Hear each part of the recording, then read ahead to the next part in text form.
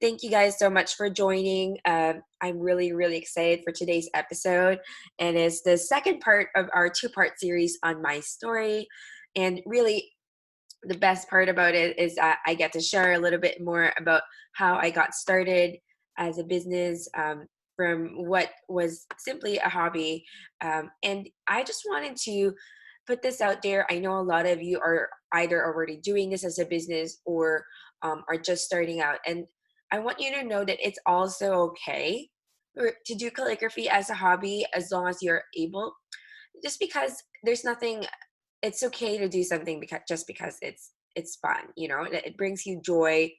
It um it gives you peace. And I mean, those are the reasons why I a part of the reasons why that I enjoyed calligraphy so much. And it's not necessary for everything that you love to become a business as well. So I just wanted to say that because sometimes I feel like a lot of people come up to me and say, I really love calligraphy, I want to do it as a business, but I feel like there's just so much pressure from people on the outside, like either your family or relatives, like, oh, monetize what you love. But sometimes there's just like, it's nice to be able to do things what you love and just stay that way. Um, and actually, for the most part, when I was starting out with calligraphy, I didn't really intend for it to become a business. I also did not plan for it to be a full-time business at all. I was happy that it was a little side project, that I was earning some cash from it, and I was okay with that. I was happy doing my full-time job, having that stability, and knowing that, I get all my benefits. There's really something like relaxing about that thought that you have your full-time and also, earning some money on the side while doing what you love. I think it's a perfect combination, in terms of, at least for that season in my life where I was. So I just wanted to say that. Yeah. Oh, thanks guys for joining. I see some of you are able to finally see me live. I'm not sure what's going on with Facebook. I clicked live a couple times, but it just wouldn't post. I actually had to use a different platform called Zoom in order to get us in here. And thanks guys again for joining our episode number 4, and we're going to get started really soon. I just wanted to make sure you guys are able to see me and comment. And thanks, guys, for commenting here on Facebook Live. It's really my way of knowing that you guys are around, and are able to see what I'm uh, see me and be able to for me to be able to answer your questions. All right. So before we get started today, I just wanted to give a shout out to Charlie from Bud and Flourish Company. She wrote this comment to me through a DM and was very willing to share it to you guys. It was after I had shared a couple of things from my previous spotlight videos. She said, "Thank you, Carla, for doing this spotlight for your followers. You spoke so much wisdom to me, and I'm sure many others. I feel like I currently struggle with the similar things you have struggled with in the past, but you shed some light on a lot of the areas that I needed guidance with. Thank you." That really brought such a smile to my heart, and it really gave me encouragement for doing all of these spotlights. The reason why I wanted to do these things was because I really wanted to be able to engage with my audience a bit more, to be able to serve you guys and your needs, and to hear what you would like to hear from me. And I'm so glad to be able to help. When I was starting out, I really wished I had more of a community that was, learning with me and like journeying with me. I was able to find that over time, but it would have been nice to be able to hear from someone, how they started, what they struggled with, so that I wouldn't have to make those exact same mistakes that I did. And I wanted to be able to share that to you guys.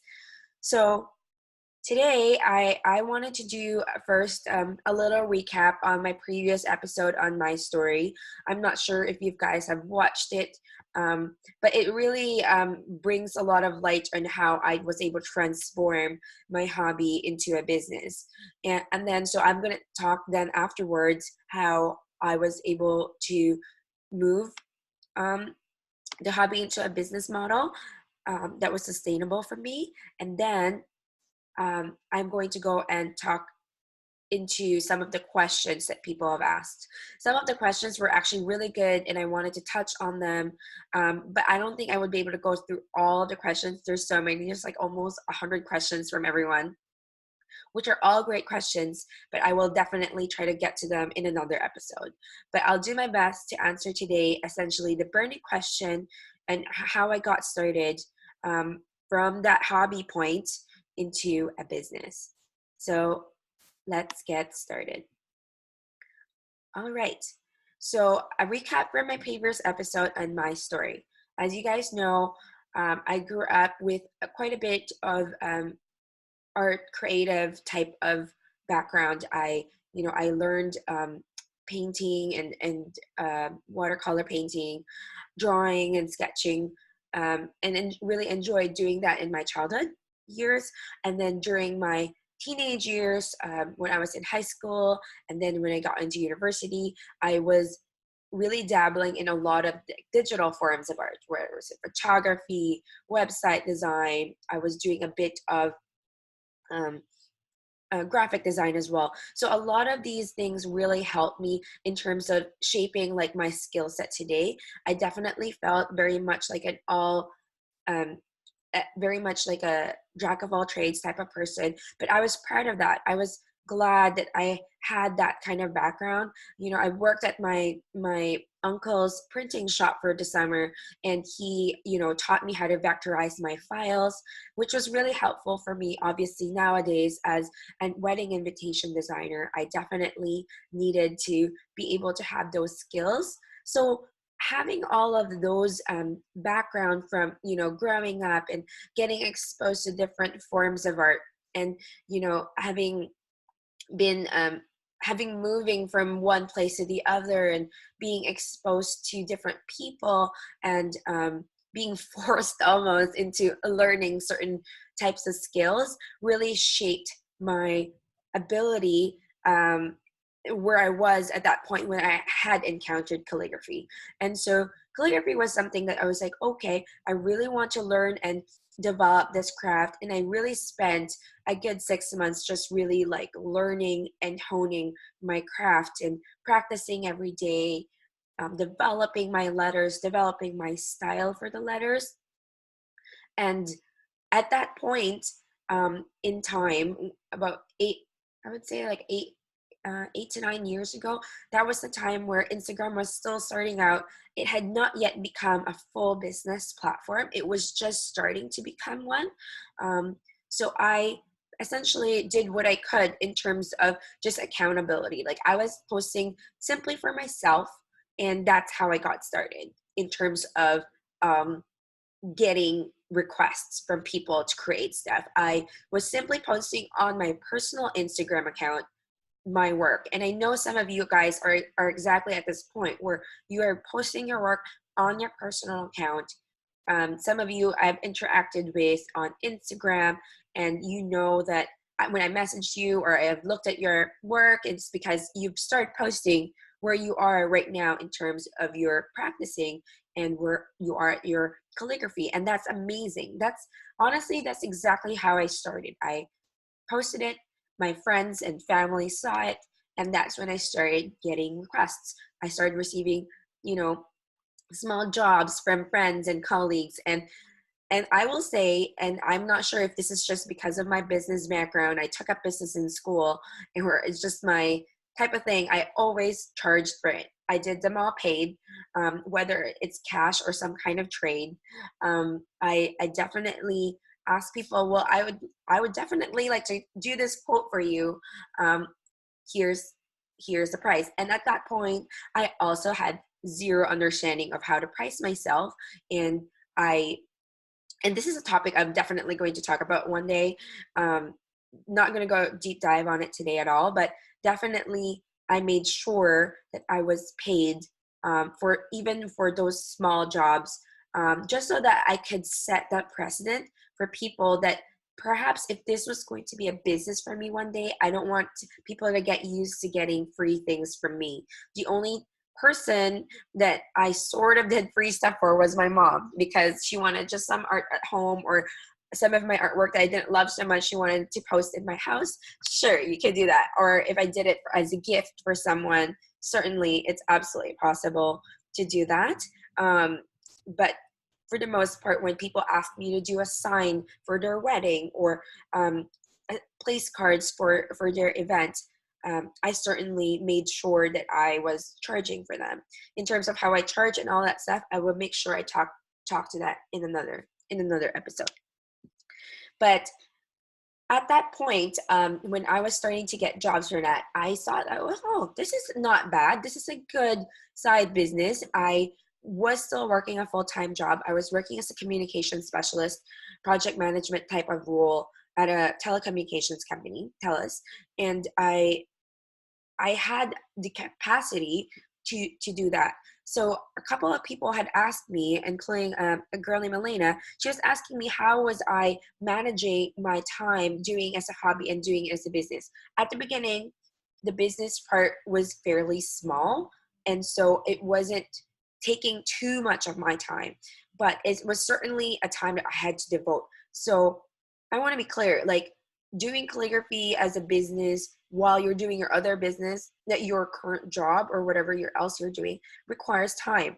And there's time for research, there's time for practicing, there's time for developing your work, and then there's also time for actually dealing with the client and creating the jobs for the clients. And so there's a lot of time involved, and it really just means that you have to push in, you know, and devote, 3 to 4 hours every single day after your work in order to make it happen. And it's just like the nature of the business. There's no lying about how much work's involved in order to start a business, right?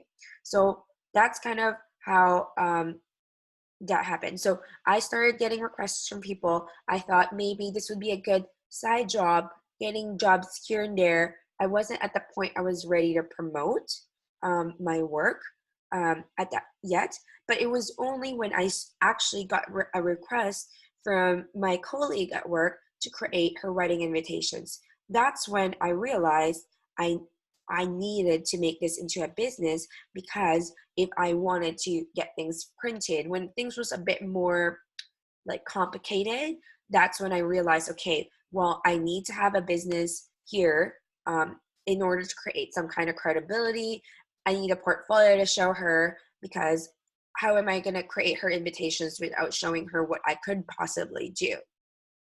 So I was at the crossroads and of my life at that point, and kind of figuring out what I did in order to create a calligraphy business. So I did a lot of research in order to figure out what I needed to do. So Beverly asked me actually a question about this, which I'm going to answer here, which was, what are the first things you did to make a business out of calligraphy? So I wanted to talk a little bit about the logistics. So obviously I set up a business number.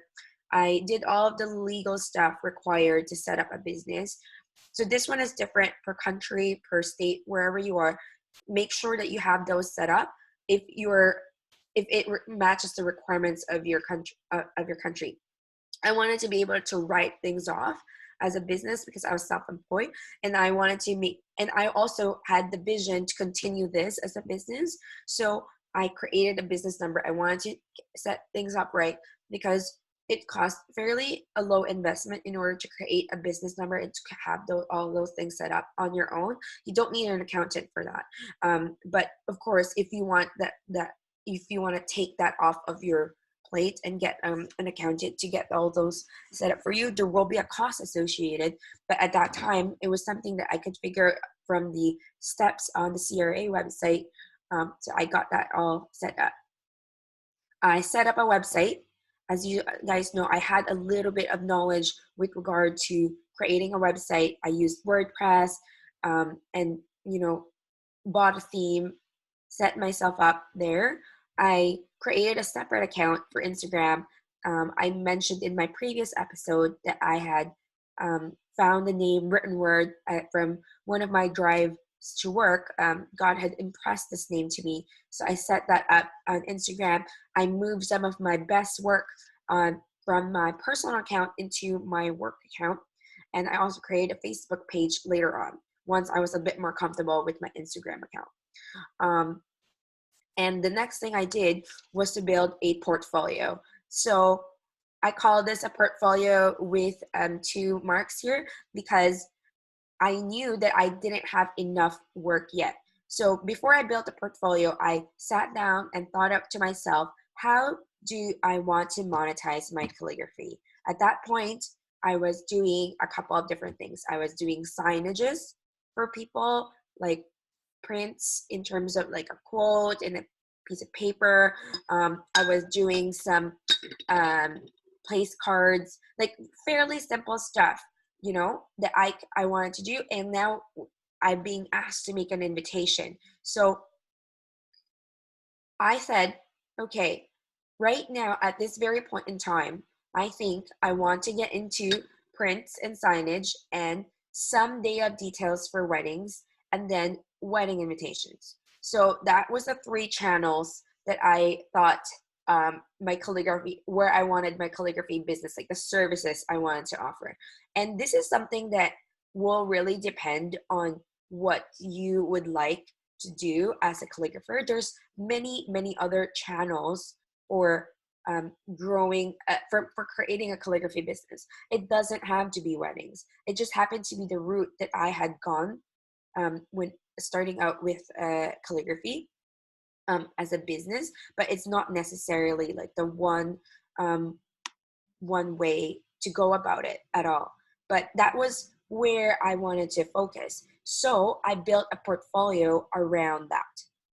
I made sure, so in building a portfolio is a collection of your works that you're proud of. And it doesn't always have to be client work. Like if you ask anyone that has had an art degree or they've had part of their education requires them to build a portfolio and they have like these big album ones that they show clients in the future, and but not all of them are. So a lot of them are actually just mock-ups, or they we want to show people what it would be like if you had hired us, right? So that meant that I had to create signage, day of details, and wedding invitations that were not real client work. They were, and I'm not claiming that they were client work, but I'm showing them the possibilities of what I could do. So the portfolio creation for me was really had to do with what my ideal client wanted to see from me. If, for example, they want to hire me for on-site calligraphy, probably my portfolio didn't reflect that because I had no photos of me in the store writing. Instead, I had mostly photos of me, of my work, of like weddings. So someone visiting my website would literally be coming here and seeing my stuff and actually just seeing that, oh, maybe she does weddings and that she is working on wedding invitations. Oh, I can get some place cards from her. I can get like a seating chart from her. So I built my portfolio around that. And because I had thought to myself, well, I'm a little bit related to the wedding industry. I um, have had this desire actually to create wedding invitations before, but I just didn't know how I would stand out. But when I found calligraphy, I was like, oh, this is where I could be different from the other people in the wedding industry, is because people would come to me specifically for my style of calligraphy, for my lettering style, because I had some validation from my circle. People are responding to me and liking my work, then perhaps there is some like ground to that.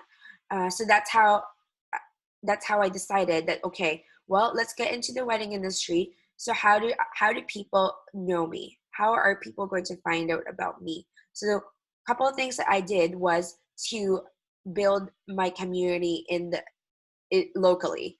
Um, so I approached people in the wedding industry. One of those people actually is currently now my business partner on Larkin Ives. We met together because I had seen her also starting out in the wedding industry, creating work that I liked. So I essentially met up with florists, wedding planners, wedding designers, wedding decorators, people, photographers that could that had the vision and the style of weddings that I wanted to be part of. Because I know that for wedding industry people, and most people are like this too, is like it's all about their word of mouth. It's all about the referral. Um, because people, nothing beats like let me let me show you like the best wedding invitation designer that you need to hire, or I know this photographer, she's really good, and if it's from someone that you can trust the look and feel of their style, then you know that their taste, their the this the invitation designer that they're going to hire is probably going to be good.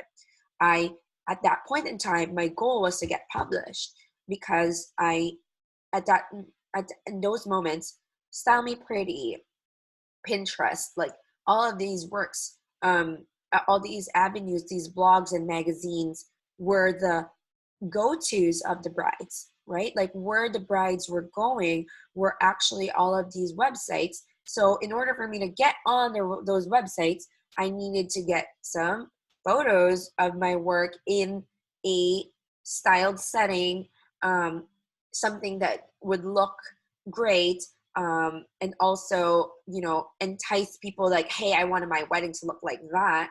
And in order to get the whole image, let me hire the photographer, let me hire the stylist, let me hire the florist in this photo and the invitation designer in this photo, so that I could have that same look and feel for my wedding. People are fairly visual. When they see what they like, that's it's for them to say it is actually a lot harder to describe. But if you show a picture, it's a lot easier for them. So that's kind of like the general gist of how I approach the people. I I contacted people. I contacted a lot of people, um, but I contacted people that with the same style. But prior to that too, I made sure that my work, my portfolio, reflected the style that they also liked.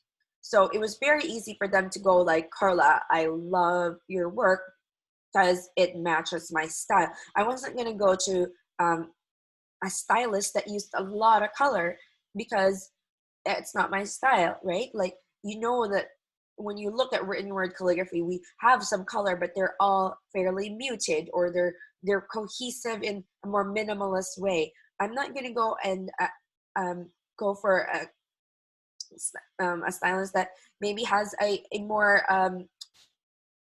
what do you call this, like more playful design, because my work tends to have its more romantic type of look. So I wanted to make sure that my work was reflecting what I wanted the clients to be. And so it was the same. Like if my work was reflective of what the stylists and the photographers would like to see, then I would trickle down and get the clients that I would need. So that's kind of how I got started in it. Um, Contacted a whole bunch of people in the wedding industry, and then I also spent time and made sure that I continued to grow my skills so I could market myself in different ways, because I just felt that I was still fairly new in my calligraphy skill set, but I was already gone and like started a business. So I knew that I needed to continue to hone myself, and I was definitely still learning a lot and on the go. I wasn't an expert before I got into a business. And that's something that I wanted to share to you guys, that you don't necessarily have to check mark everything, a giant checklist, and be like absolutely 100% like knowledgeable of everything possible in order to become a business owner of calligraphy. Like there are things that are essential to growing a business, but most of the time, like well, at least for me in my head, I'm the type that let's go for it, and then we keep moving needle. We have to just be ahead a little bit and continue keep moving your work, um, and learning the skills required to get to that point, or else you're never going to get there. Um, if I never took up that business number, I might not have that encouragement to keep moving forward and wanting to, like, okay, well, if I'm going to do this as a business, I'm going to serious at it, but I'm not improving any of my skill sets. How am I going to get to where I would like to be? Because, for example, when I started that invitation business, at that point, I was still fairly clueless about the printing system. So printing is going to be another topic. It's a lot more work, but like I still did not know enough about the printing methods, the type of paper, how much it costs, where am I going to get things printed, where am I going to get my supplies. But I just knew enough to get started for making sure that I had day of details that would work and that I had enough for the signage. So knowing at least on how to write on wood, knowing at least how to stain wood, knowing how to prepare the wood for writing, or at that point, like sometimes we had to have some fabric signage, like knowing how to deal with those things was essential. So I wouldn't sell a product that I can't do.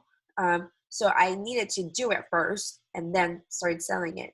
But I'm just saying, like, it's okay to not exactly be like absolutely knowledgeable about everything possible for a wedding invitation designer before starting. Like, it's good to start with something, but uh, becoming an expert comes over time.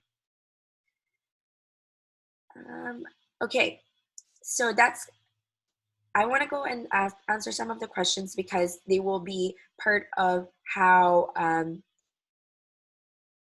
they're essentially part of my story as well. But feel free to ask me more questions. Like, I know a lot of you guys have been commenting, and I'm so sorry. I just went on a nonstop talking charade without looking at your questions. But I'm so glad that you guys are posting questions and really like engaging with me in this conversation of how I got started from my hobby into a business. So, someone was asking me how as a wedding calligrapher, how does it work? Does it go through a wedding organizer? um, and so I think this is really dependent on your country and or the style where you're from, because it really depends on like the culture, essentially how it works. um, for example, growing up, I grew up in the Philippines where weddings were extremely huge.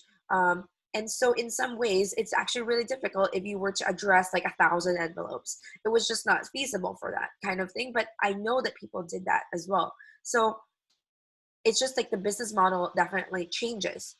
But in terms of getting your work, it also varies. Personally, in terms of wedding invitations, I get my work in different ways. I get them from wedding planners primarily, uh, and there's repeat to that, and there's reasons why I cultivate my relationships with my wedding planners, because they already bring me the brides that have the budget and they have the time and they have like the style that I prefer.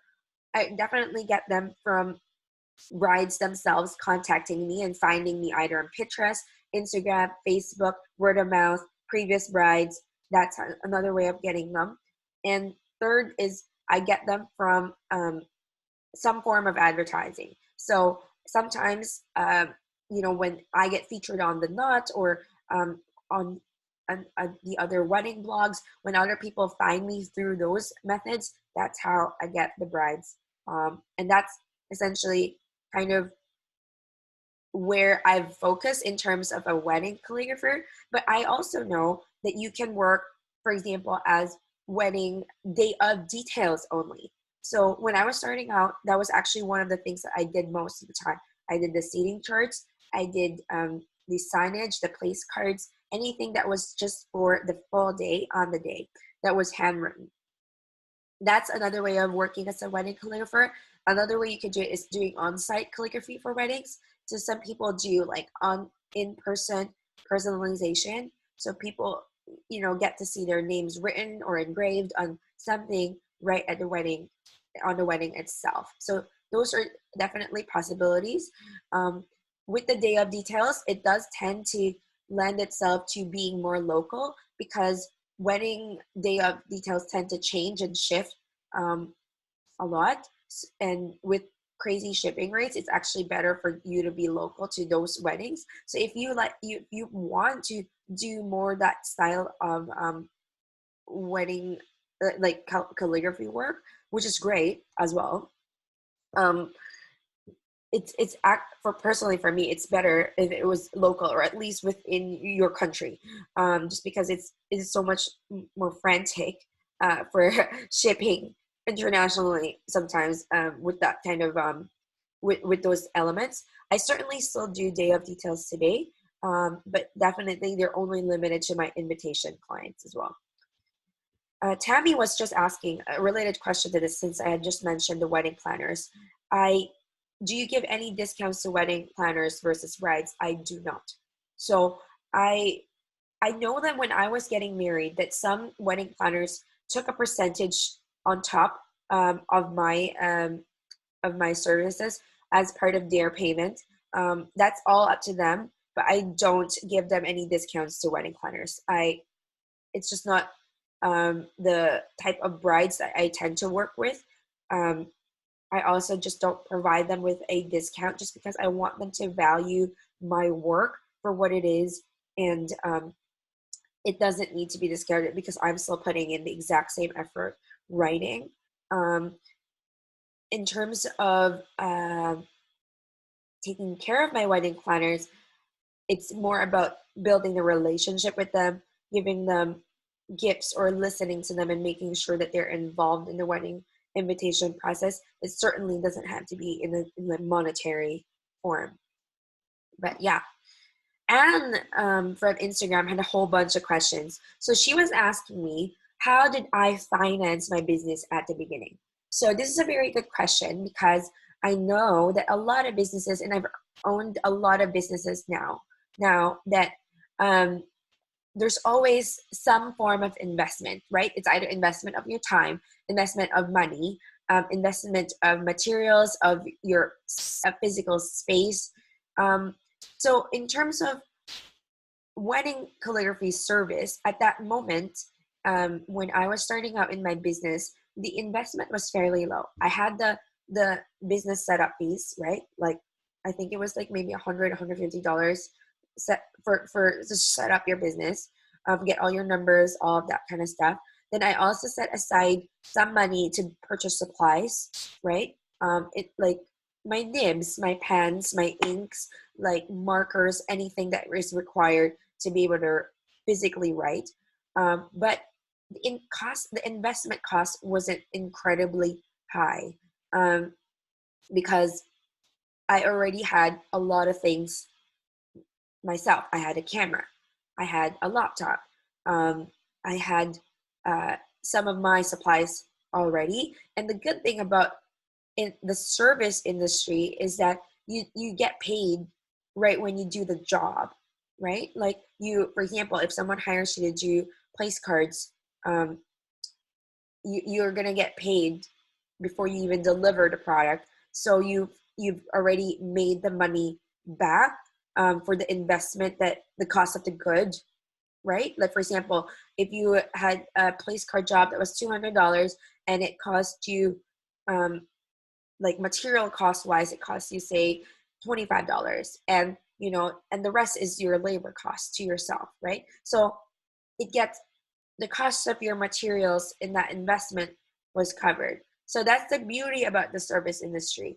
In that sense, I definitely finance my business by myself. I saved some money, and eventually my work was paying for the supplies as I needed them, or as I was getting more clients. Tina was asking me, since I had talked a little bit about the discount, how do you break it to your friends and family who is asking for a discount? I just don't. I just tell them, I'm really sorry, because I do this as a business. I am unable to give you a discount. I just say it to them straight up. It's really hard, but then if I discount myself, they're gonna come back again for another discount. And perhaps, and I don't know about you, but sometimes my friends and my family are not my target market. My ideal customer is not them. And so I don't need to um, cultivate that part of my relationship with them. It's kind of like asking a doctor friend to help you out when I'm sick, but really we should go to them as a doctor, um and like get it get ourselves like a prescription or whatever, right? Like we can't, or at least here in Canada we're unable to do that. We can't just ask a friend. So I just think about it that way. Like similarly, I work as a business and I need to protect my interests as a company. So that's the reason why I just tell them straight up. I, One thing I do in terms of a discount is whenever I do things for trade. So certain times in my career, there have has been times where I do them because I want to either get photos for my portfolio, or I would rather get photographed by my friends. So for example, one of my good friends is a really good photographer, and I wanted to get photos from her for me and my husband. So it's a personal use thing, and she also wanted to get some wedding invitations done, and so we worked out an amount that we were most comfortable trading with, and that's absolutely doable. That's the beauty about being in the wedding industry, or beauty about having skill sets that can be traded for money, or other things, right? And that way so she got her wedding invitations. I got photos for a certain amount of time, because that was the trade like agreement that we have. And that could be honestly be something that you could tell your friends and family too sometimes, like, okay, well, if you don't want to pay for this, or if you want a discount, like, how about we work something out with them, right? Like, I'm not sure what they're able to provide, but sometimes people just knowing that things are just not for free. um so, and Tina was asking me about the business license, but that one, Tina, I'm going to go and answer that another time.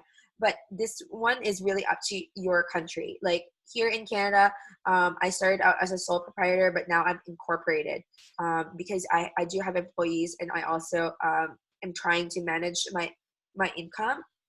And so that's just part of how we've structured this. And this is a conversation I think you would have to do with an accountant, or someone that would understand like the business structure of the country that you're in. So yeah. So how did you find and work with vendors? Another question that was asked here. I actually found a lot of the vendors, um, or if you're asking in terms of like wedding industry vendors, I found them also through searching on Google. So a lot of the times, um, that was one way of finding it, is like searching for people in my area. That's one way of searching it, through Google, on Pinterest, on blogs, on magazines, and finding out these people that are influential or have like related style that are possibly willing to work with you. And you know what? Even if doesn't seem like they will, there's a lot of people out. It really isn't as stuck up as it seems to be. I mean, I know there are some people that have been in an industry for a really long time and refuse to work with people that are new, but a lot of people are still open to the changes in the world. And at that time, calligraphy was so new. Wedding calligraphy was really trending, and so for people to be approached by a wedding calligrapher that's willing to do work that was what they wanted to do, and being on top of that was really welcoming to them. Sorry, I was just drinking some tea. I'm really glad, by the way. Thanks guys for praying for me, that I would have enough voice today to talk for our episode 4, Hobby to Biz. Because I mean, yesterday was pretty bad, but Thanks to all the garlic water that my mother-in-law gave and all of the tips you guys said. I've been drinking ginger and honey lemon. I've been doing everything I possibly can. I barely talked yesterday, for one, just so that I could talk today for this episode. But yeah, all right, let's get on to more questions. If you guys have any other questions, please make sure that you post them on. I am going to try to answer them. Let me look. So,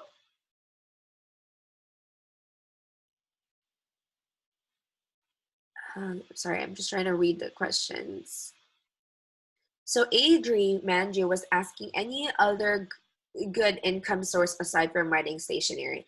So this one is a really interesting question. It really depends on where you are and really understanding your market um, because it really depends on whether or not you're targeting your country, your local area. Are you targeting the world? You know, there's so many different income sources with calligraphy. For example, you can do the science, right? Like you can do products with calligraphy, which some of them I've done, but like I know some calligraphers focus specifically on cards and stationery.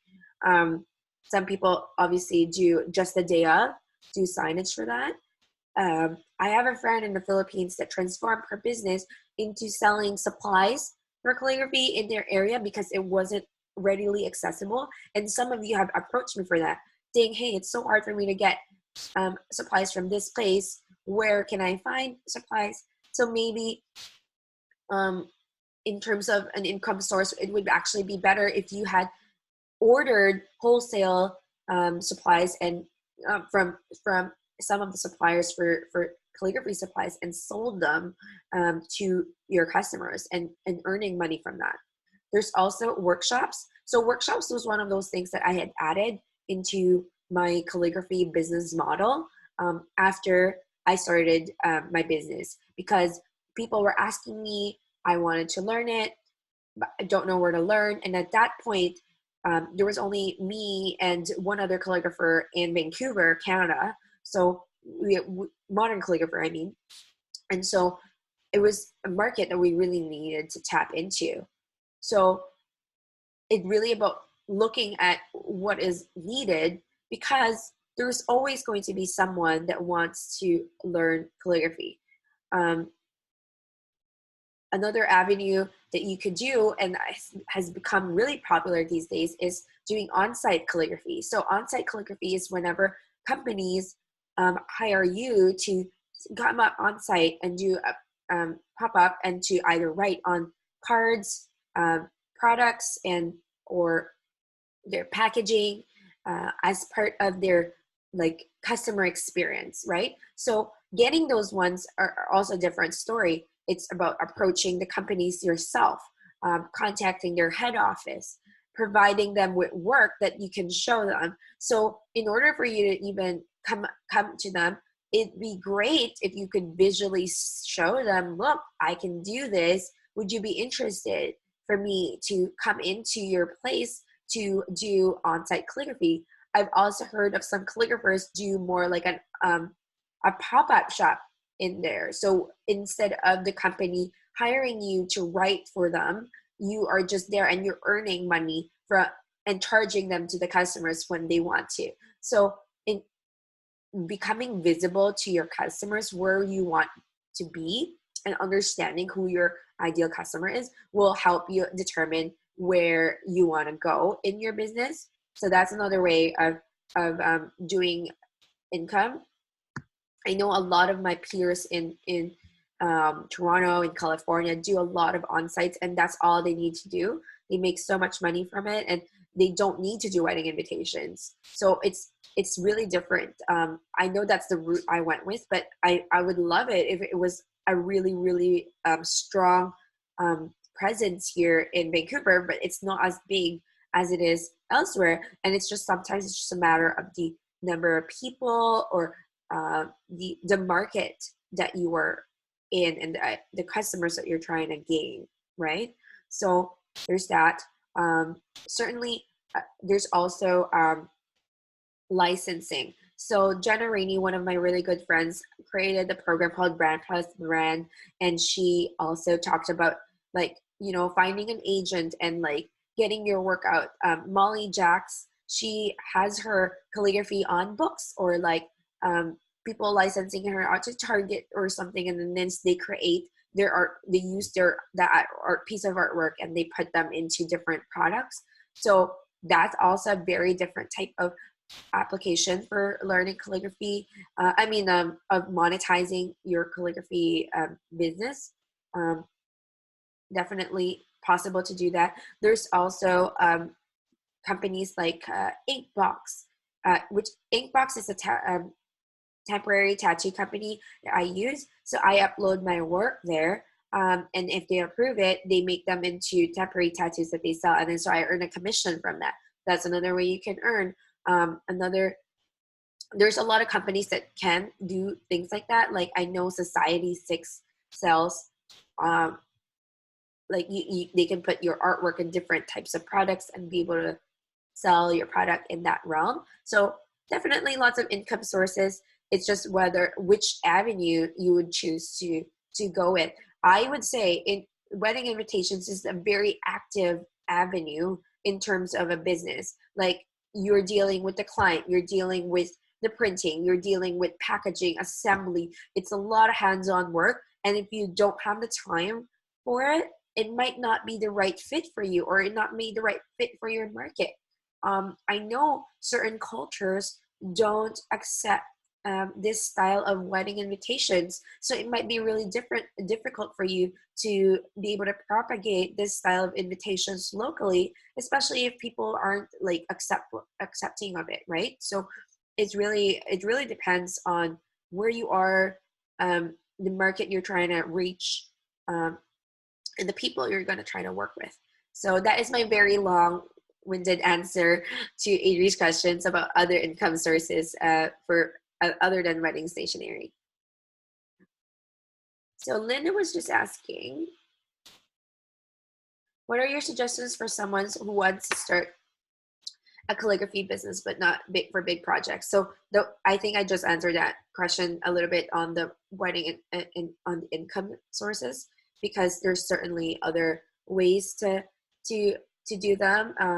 And honestly, the thing about calligraphy too is like you don't have to do everything handwritten too, right? Like you can print them and make them into products, and that way you are less like slaving away writing, because that's essentially me in my first year of calligraphy. I was envelope addressing so much, but then I realized the time that I was spending on it could have been better spent elsewhere, and it's just like learning through experience on that. So Shara was asking less wedding specific questions. Do you have any advice for in-person networking to get work in the places or the industries you want?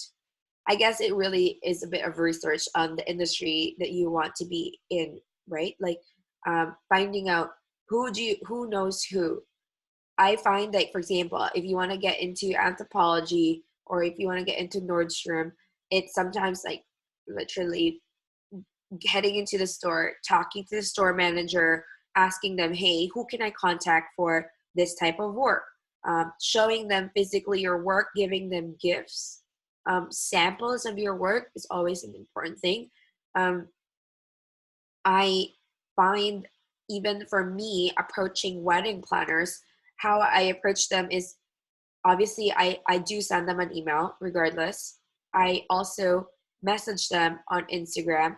My biggest thing is like asking them for some kind of address so that I could send them some samples of my work, because nothing beats getting a beautiful package of work in your mail, especially if it's in the style that is reflective of what they like. And so it's very easy for them to say, okay, we want to work with you next time. Now I have samples with me. I can show this to the bride. Because especially a lot of the wedding planners I work with are not local to me. So in order for them to be able to see it in person, the only way is to get an address. And it's not very difficult for people to give you their mailing address if they think that your work on your Instagram or your portfolio looks okay. So that's how I approach them. And I would say that's I'm definitely more of that type. I would find out if anyone knows anyone from blank industry. That's how I get to do those kinds of things. Another thing for the in-person networking is really joining any kind of meetups if there are any. Like researching if um, knowing anyone would work. So, for example, next week there's a Shopify meetup in Vancouver, and I know that a lot of other entrepreneurs are going to be there, and we want to learn a lot more from other entrepreneurs how they, streamline their business for a product related business. So I use Shopify for my other business, Lark and Ives, and we're going to join that meetup, even though we might not learn anything from the talks, but the in-person relationships would be good. So when I was doing a lot of the local wedding industry, local weddings in the initial part, I definitely attended any kind of meetups, any kind of events that required the industry people to come together, because that was the only way I could make sure I could meet everyone. So that's how I call them my guerrilla tactics, like getting your face out there, messaging people, finding out from your own Facebook friends, even if do you guys know anyone from here, because sometimes you just don't know who knows what. LinkedIn is also a really good way of finding ways to reach the people in the industries you want to work for, because people are always looking on it on LinkedIn, even though most of the time, if they're not looking for work, they're not looking at it. But if they are, you could possibly catch someone on LinkedIn or there. So yeah, how do so one of the biggest questions people were asking is like, how did you start promoting yourself in the beginning? Because you don't want to hound your friends so much. You just kind of want to be able to get them organically. And I think the biggest thing is choosing certain social media channels, your website, and making sure that they're all cohesive and that you are engaging and providing content that is relevant to your ideal customer. So, and I mean, that's kind of like what I'm doing right now. I'm trying to engage and being more present with my community. And that's similar to how I've been approaching Instagram for the longest time. I'm not just going to post a picture just because it looks pretty. I want it to become an inspiration. I want people to see the thought process of what I went through in order to create that image. I organically, at least, that's the best that we can do, being present in those multiple channels, because you never know where your ideal customer is going to find you, right? Are they going to find you on Facebook? Is it going to be a friend of a friend? Is it going to be on Instagram when they're scrolling through Explore? If you're not posting content, people are not going to find it. But um, Instagram and all the algorithms and all that stuff is also really difficult nowadays, especially ever since it's changed it. Like personally, I absolutely dislike it, just because it makes organic um, promotion so much more difficult than before. Whereas before, all it meant was you needed to make sure you posted it during business hours and people would be able to see it, or you post it in the time where people are scrolling, usually during lunchtime or like right before they go to bed or right when they get up in the morning. Um, but nowadays, now that it's not chronological, people are not seeing it. But the more you post, the more you engage with the people that actually like your work or respond to your polls, respond to your questions. This is how Instagram will reward you for that, for example, and you'll be able to see them. See people will start seeing your work more. And personally for me, that's how it's worked so far in terms of organically getting traffic. um, there's a lot of other social media channels that are worth promoting. For example, like Pinterest, showing your work, posting your work on that, like developing um, Pinterest healthy images. As you know, Pinterest is very vertical. Posting, making sure your uh, videos and your work is posted on there, then it's a lot easier for the people to be able to find you once it starts circulating through Pinterest. So those are some of those ways that I've found has been effective, even from the very start of my business, was to make sure that I constantly was providing relevant content to my audience.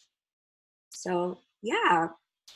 All right, you guys. I wanted to, I think I've got a good chunk of the questions done right now. There's still a lot that I would love to answer, but I think I need to come up with another session um, to talk about the rest of the items. And I know that there's a lot of things that I want to put together into a new course to create in terms of like creating a wedding invitation business. But I hope that was really helpful for you guys, for you to learn how I got started in my business, how I transitioned from a hobby into a calligraphy business, a wedding invitation business in particular. But yeah, I hope you guys enjoyed this session, me talking about my story. And I just wanted to look at one more question from Tina here. She was asking, how did you figure out what your brand story and brand value is to your business? I think that was something that came over time, but I would say it was probably right at the beginning. How I figured that out was really mapping it out. I still remember drawing like a wireframe of like what I can offer and what what would work in terms of like my business model and like what I'm able to do in that limited 3 to 4 hours I got after work. Um, that would be of value to people. What are the things I want to focus on? And that's kind of how I did it. Like I literally I drew a map and I tried to figure out where I wanted to go and where my heart was leading me, where God was leading me, and what people actually wanted from me. So that was kind of where how I was able to figure out, you know, the strategy essentially of where the business was going to go, the value of my work and stuff. Thanks, guys, so much for spending time with me today. I know some of you are working and took the break just to listen to me. I hope that was really helpful, and I'm really sorry for um, that technical difficulty at the beginning. I'm so glad you guys were able to finally actually join me and watch this video. I have so much more to learn and share, but we'll save that for next time. Thank you guys again, and if you're able, please send me a message. Tell me what you thought about this video, or write me a comment on my Instagram, and really, really appreciate it. Thank you guys so much for your time. See you guys next time.